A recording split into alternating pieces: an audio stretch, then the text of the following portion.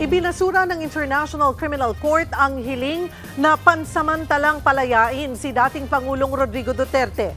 Ayon sa pre-trial chamber ng ICC, flight risk si Duterte. Kailangan niya raw manatiling nakakulong para masigurong haharap siya sa mga pagdinig. Malawak pa rin daw ang koneksyon sa politika ng dating Pangulo tulad ni Vice President Sara Duterte na posibleng gamitin niya raw para makatakas.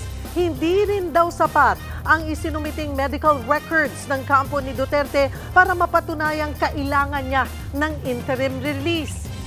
Para naman sa abogado ng dating Pangulo na si Attorney Nicholas Kaufman, mali ang desisyon ng pre-trial chamber.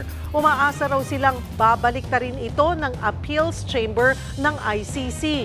Kasalukuyang nakakulong si Duterte sa dahig sa The Netherlands dahil sa kasong crimes against humanity, kaugnay ng war on drugs.